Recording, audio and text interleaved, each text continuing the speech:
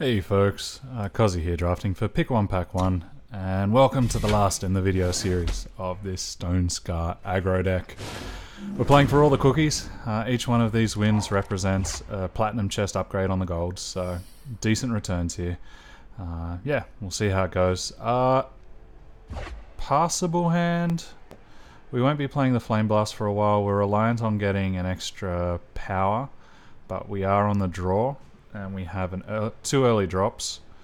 I think we keep it and just hope that we draw one of our 16 remaining. So exactly a 1 out of 3 chance of drawing out of this situation. And if not, we still have 2 drops, so it's not the end of the world. Well, I was originally planning on playing my Pyrodept, but as he's got a Brazen Daredevil, we'll play the Stranger and hope that he doesn't have a piece of equipment to make his a lot more effective than ours have been.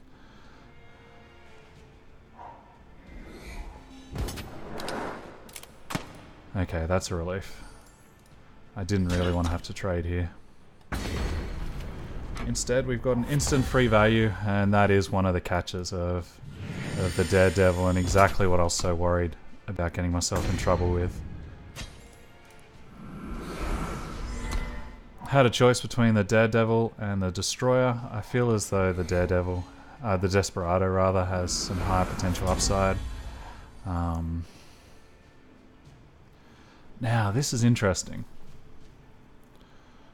because if I'm to attack with both, he'll block with one and kill the other. That's not great for me. If I plague him, however, I can attack with my Desperado, and he's forced either to kill the Desperado or the Stranger. The problem with that is I then spend one of my best removal to try and save creatures. Otherwise, I could just play the Destroyer and pass. Wait until next turn, Destroyer has to attack in, and that gives me the opportunity to decide whether I want to plague or not. And ideally, there'll be an extra creature. I think that's what we want to do. I'm just noticing how laggy my computer is for this. I think we might actually break this video up into 2 parts, just so I can reboot it. Unless it happens to hit its straps and start to play a bit more effectively. Okay, so this is where if I attack in, he'd just trade out. If I was to attack in after a plague, he'd just block with the 3/2.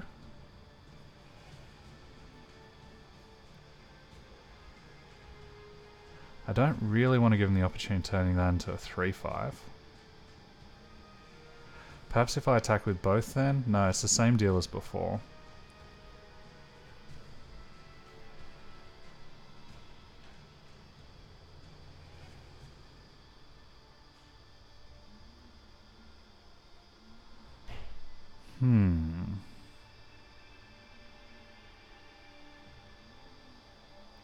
He has to attack anyway.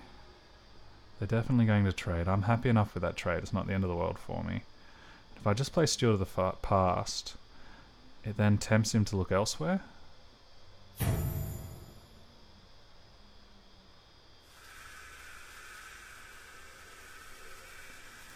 Yeah, this is a really interesting decision point, I think. A really interesting decision point. You got a torch? Is that what you moving that card meant?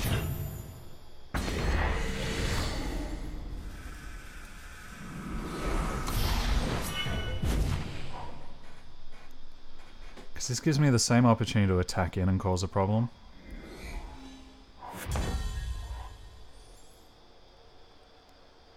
So now by holding up power, he's either flooded or he's got some kind of torch, which I could invalidate by plaguing, but again, I feel as though that's not a great use of my time. I could cast a Stonescar Stranger, which will give me the 3rd fire I need, and it will allow me to burn him for 2. And so he just kills one and then I can attack him with everybody. I think that sounds better.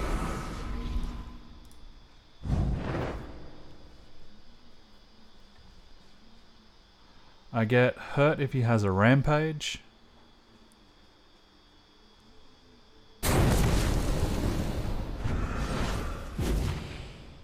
Oh, he silences him. Oh, okay. that changes it entirely.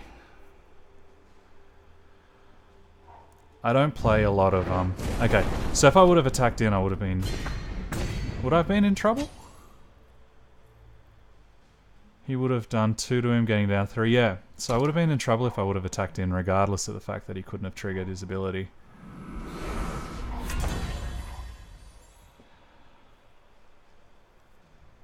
If I Plague now, it becomes a 4-2.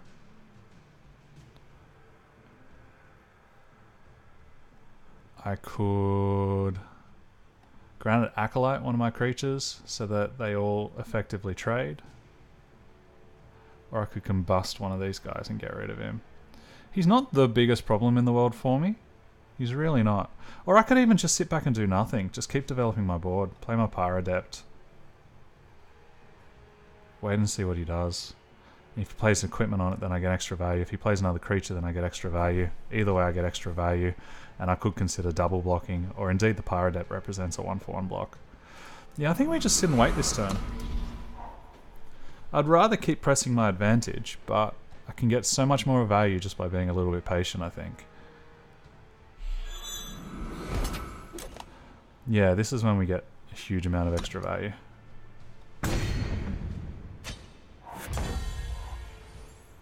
The least valuable card for me is the Combust. The least valuable creature for me is probably the Granite Acolyte once it's added a weapon onto one of my 2/2s. So I think we play the Acolyte, then the Combust, and attack in for a lot.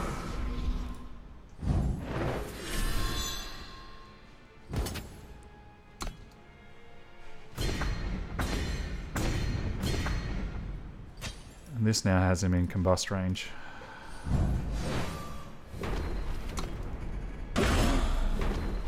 Oh, burnout range rather, sorry. And yeah, I think we got this one pretty comfortably in the bag.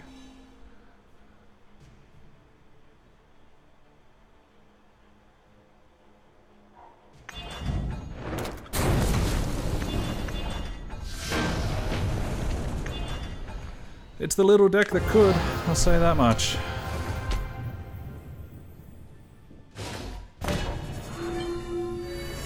You know, we're so close to taking this out. I think we'll just finish it off, and then I'll try and... I actually restarted my computer in between each of these video series, because I've noticed on some of the videos, I don't feel it lagging in the game, but I noticed that the recording has some really weird delays.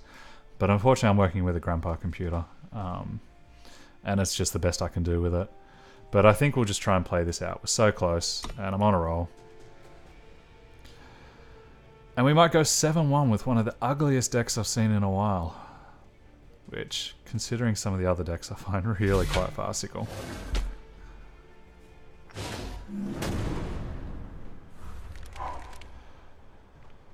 So, we have spells and power. We can cast all of this, but we're really clogged on 3, so what's likely to happen is we'll play something on 3, we hope for another power to play something else, but the assembly line gives us time. I think it's good enough. And I think it's better than what I can hope for on a random draw. Although this is going to put me on 19 by the time I can plausibly cast some of this. It's a good draw. Up against Fiye. Unusual name. Must be a pain creating all of those umlauts.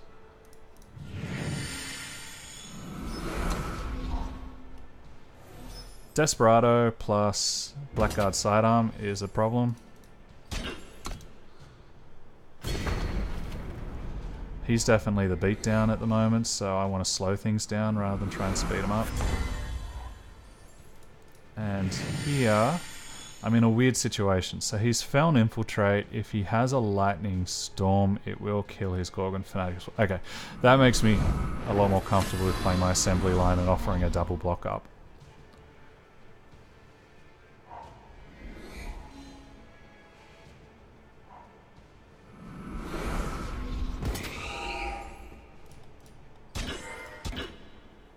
Sure, if you have quick draw, you have quick draw. I'd rather you waste it against those Granadon drones.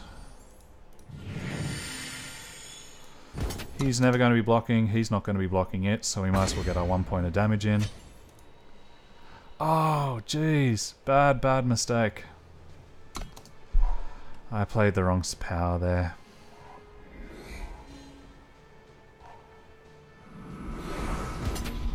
Okay, so this is going to put me in a little bit of trouble with my clock. Fortunately, next turn I can still sidearm it, but this turn I would have been sidearming him, attacking in, and he would have either had to have chump blocked or to have died. If he attacks with both, that's good news for me, as it means I can then kill his Sapphire Dragon no matter what. But it still means I'm taking 6 damage in the air every single turn. In a perverse way, this might have worked out better for me. Previous turn he would have blocked here, then cast a Sapphire Dragon. I wouldn't have got the value out of it. Yeah, so even though I made a mistake, it's actually playing better for me. And now it's a race. We have 6 damage on, he has 6 damage. He's got the speed on me, so he's actually got a 3-turn clock whilst I'm on a 4. I don't have anything that's super amazing to be bringing back with my Smuggler's Stash. That helps an awful lot, because now I do have something that I want to bring back. If I use the Life Drinker now, I can either use it on the Feln Stranger, trade it, and then attack for 6. I'll be on 10, he'll hit me down to 4. He's on 11, and then next turn I can stash and hit here. Otherwise I can use my Life Drinker to kill the Sky Snapper. Attack, he chumps block, still on 17, he hits me for 5.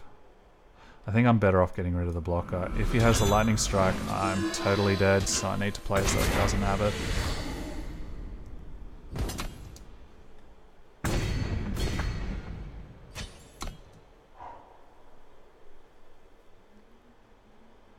And whilst, if that dies, it's okay for me.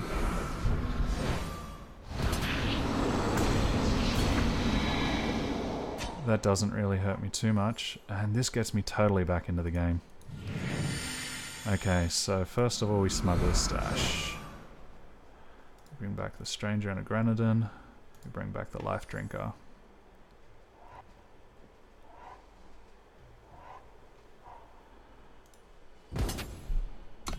I attack in for the 5 damage that you can't deal with.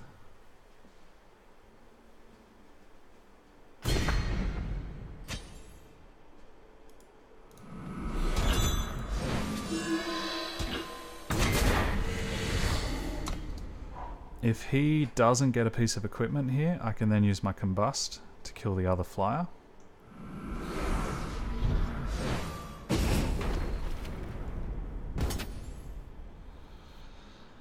Okay, so what's the difference between going to 1 versus going to 2? It's 1 less creature that I can block with. He's going to kill here. I'll have 2 blockers. I think we just go to 1.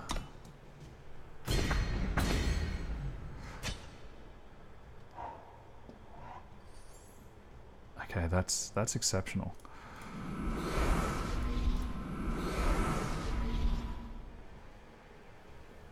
I keep the blocker back. It's not worth being fancy.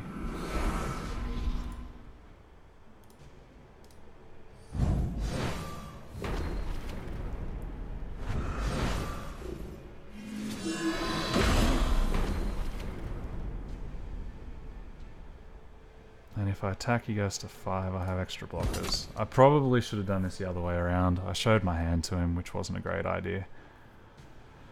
Now I die to something like...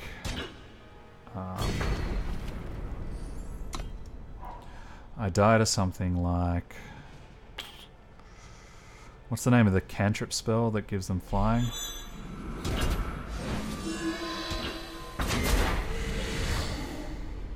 Okay, now we're in a top deck situation.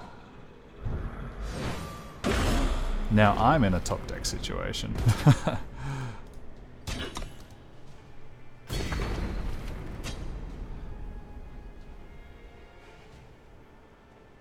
Okay, anything useful?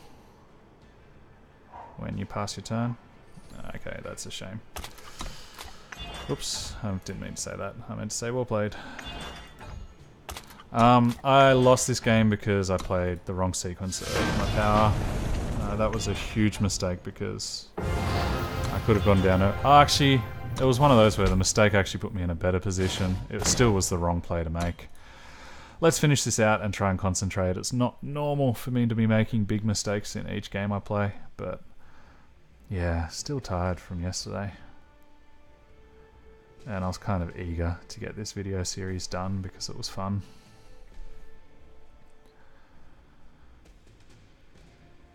Yet again, Combust doing work.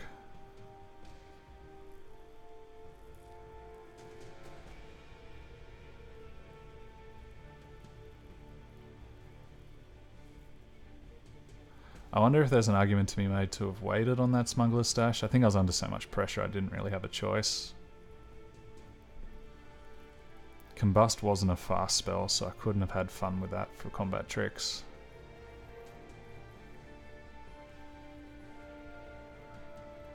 Yeah, off the top of my head, other than the egregious mistake of my power sequencing, I can't think of too many things that I could have changed to help my fate in that match. Alrighty, the decider. Do we get to go 7-2?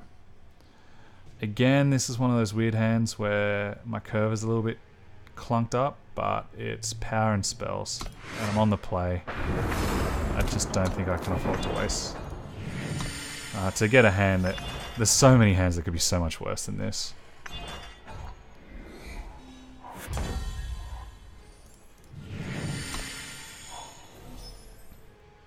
But at least I do have powerful cards that I can cast all of them now. Feln again, another Feln Infiltrate deck. No, it's an interesting card to play. Yeah, easy choice of the Sharpshooter, and now we just want to see that 4th power so we can keep curving out nicely.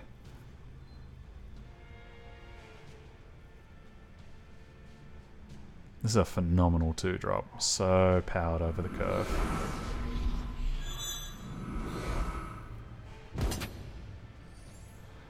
Do I want to trade here? He's currently on the beatdown, so I just want to slow him down and take away his resources, so I think I do. I could think about the Plague so I could get an advantageous attack in, but... That's a little bit of a shame seeing that. If I would have had that in my hand, I wouldn't have traded for a second. But yeah, you can't be prescient and see the top of your deck.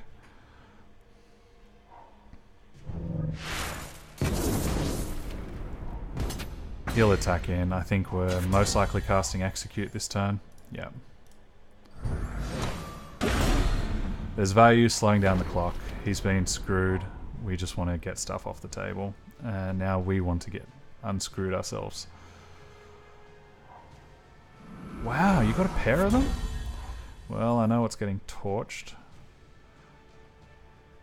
Or do I wait? I've seen you play weird equipment, so I think we just torch you now whilst you can't do anything about it. Wow, 2 Argenport Instigators. I hate to see what the rest of your deck is if... Okay, that's good news for me because we can kill it with the Life Drinker. And we're happy just to keep putting... weapons in the graveyard is fine with our stash in hand. I think both of us are just preying on drawing power so we can start doing different things other than maintaining a stalled state. I think I've been the only one to get some card advantage from that Worn Shield.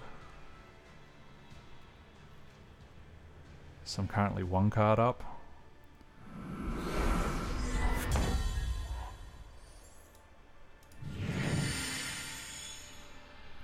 If I play the Magus, I don't get as much value as I want out of it.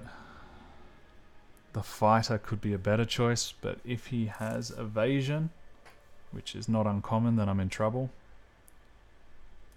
I think the Magus is the go. We just gotta hope that he doesn't get an extra power as well as have the unblockable cloak. Or have a Levitate. but I haven't seen stops, so I think you'd have to rip it off the top for that to be the case. That works too, but at least this way I can kill him, so it's still just a trade. And so this is definitely the benefit of choosing to play the Magus over the fighter.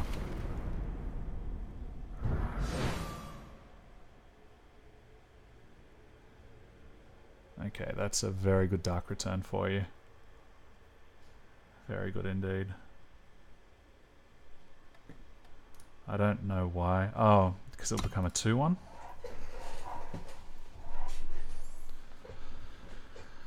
Yeah, surprised to not see the Desperado go picked, but so be it. I'm happy with him playing his undercosted bird. I'm also happy for him to use that on one of my non-premium creatures. Now we can get some of our aggro on, which is about time. The good news about the Acolyte is I've got it covered with my Plague. We're starting to get a decent... So we've got both an Iron Sword, a Sharpshooter, and an Acolyte. Yeah, we got some good options here. If you cast that, that's going to be amazing for me. Thank you! That's great news. And we can even hold this up. No point in getting cheeky and trying to offer him the block. I just want to get my value and get my damage in.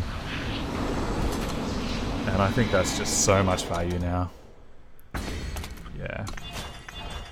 I think he's acknowledging that too.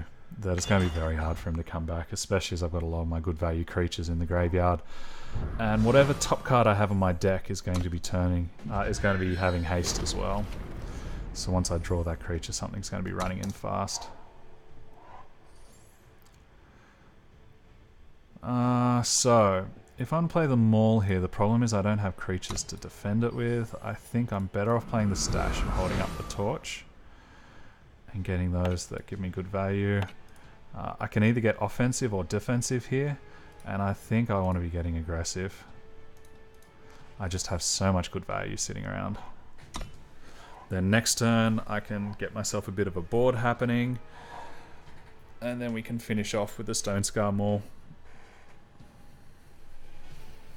But unless he has an absolute bomb that has higher than 6 health, I can't see myself losing this anymore. It's exactly the kind of target that we want to torch and just off-tempo him whilst we now get set up again. I think we play the Sharpshooter and the Life Drinker, get in 2 free damage. Then next turn we can start to equip up. Because I don't want to expose myself. Like, I am comprehensively winning the value race here. The last thing I want to do is get 2 for 1, so I want to keep as much value on my side of the table as possible.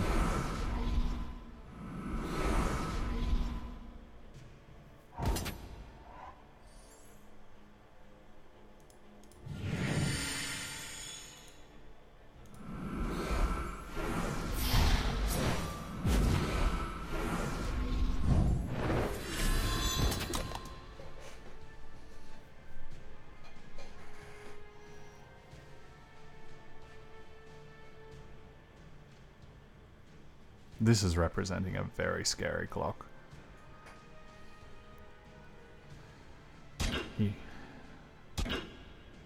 okay, so he needs to think about double blocking here.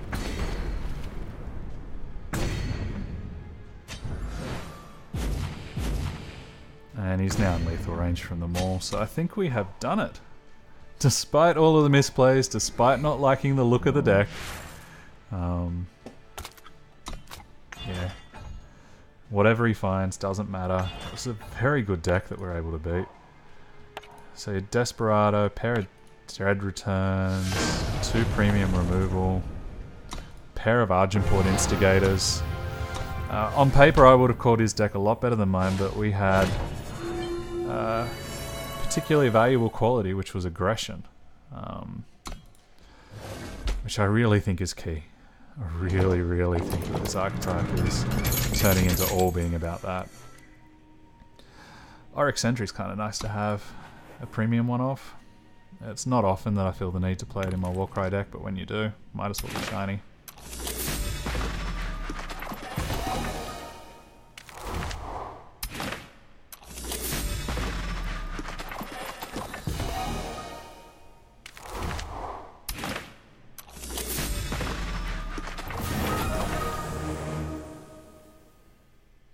Never seen that one before. That's kind of sweet. Let's go and take a very quick look at this draft deck again and see what over and underperformed. I think it is pretty obvious to say that my 2 sacrifice conditional spells massively overperformed for me. There were some games there that I think I wasn't remotely near winning that gave me either put me into a dominant position or closed the door. I think Brazen Daredevil underperformed.